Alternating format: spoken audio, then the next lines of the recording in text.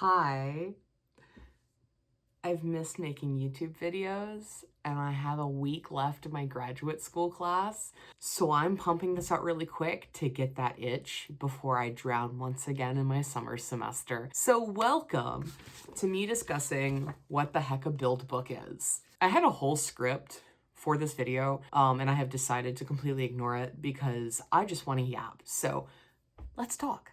So unless you're doing competitive cosplay, you probably don't know what a build book is, and this is probably not something that's going to matter to you. But for those of you who are in like craftsmanship competitive cosplay or performance cosplay, sometimes where you're having to make some of your costume, you're gonna need one of these. Now, what the heck is a build book, you may ask? A build book is literally a log to showcase not only that you made your cosplay, but how you made your cosplay. There is no one size fits all. There's no perfect answer. Everyone has a different way of doing it. I'm just going to talk about how I do it and the things that I think you need to focus on. But like I said, everyone does something differently. You have a couple of main components that are really important. You need to have progress photos to showcase the steps that you took to make your costume. You need to have a description of some sort of how you did it, a list of materials that you used to make your costume, a list of techniques that you used to make your costume, reference pictures of the original outfit, depending on what that is. If that is a single piece of fan art, then that's all you have and you can do close-ups of it, or you can have it where it's like, if it's your character from a video game or a random character from like a video game or movie, try and get as many angles as you can to showcase to the judges how you really made sure that your stuff is accurate, or how you changed stuff from how it looked in the video game to make it fit on a human body,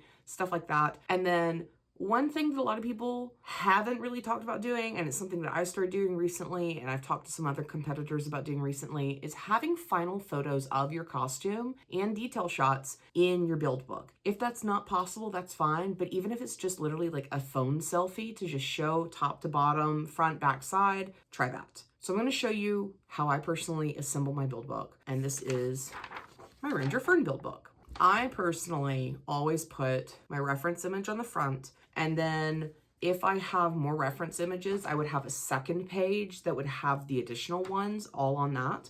But I put my reference image, I put what the cosplay is, where it's from. In this case, this is Ranger Fern by Erin Angiolini.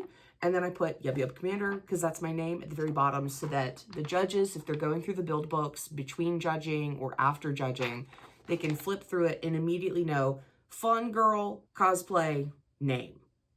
For the next part, what I like to do is my pictures of myself. You know, you've got basically a 360 view of your outfit, and then you have your full body view of your outfit. I also like to add like descriptions so that you can see, like with this, I said top pictures taken before cosplay is completed, wearing stilts, because this is the cosplay I was wearing stilts in. Bottom, unable to do self-shoot with stilts on, cosplay is completed. I like adding descriptors. I don't know if it matters, but that's just what I do. Now, what I did here, and again, this is just the way I do it, is I like doing a full progress. These are the photos that I actually post exactly how I post on Patreon as like my wrap up of how I make something. And then I personally just like to do a bullet point type thing. So I just list like, this was hand patterned. This is the type of fabric that I used, which was cotton fashion fabric with cotton lining for natural materials. Shoulders structured with 2mm EVA foam. Bias tape was made with copper suede. It was a rolled hem. Sometimes I'll add in that like I hand stitched it and stuff. Grommets covered with copper thread to match the bias tape, and there's like a little photo that matches that. And then top remade to fit and cover better. Version 1 shown in images. And then for this in particular, I literally posed my mannequins so you have like the side by side so you could see it. So again, you're just kind of wanting to do something like this so that you can showcase the similarities from your reference to what you made, the techniques, the materials, and the proof that you made it, so that you can like show how you did it. Because sometimes it's really hard to explain to people the insanity that you do to make something work. So it's nice when you have like a lot of photos that you can showcase. Not everyone does like a ton of photos. Some people do though. I like a lot of pictures because I feel like I get my point across more when I do photos. And because for me personally, I'm already making these because of Patreon.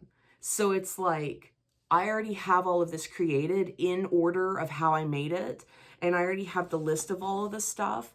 So like all I have to do is just copy my image, slap all of my information, and then boom, page. Depending on what I have, I'll have like more information. Sometimes that could run over into another page. I don't usually go over a page. I think I only have one per thing.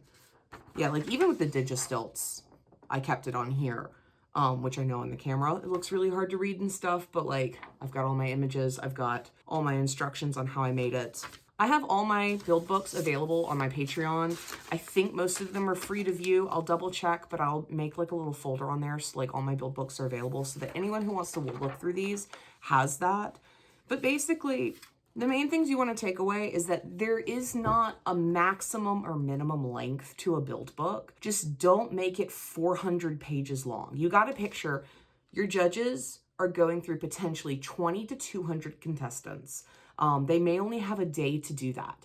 So your build book is going to help them be able to look back and like see the close-up images of like what you worked on that maybe they missed or they didn't get a good look at when you were in the judging room, because like 2 to 5 minutes is not a lot of time. So your build book is going to help them with that. But then also they're going to have to look through the build books of every single person there.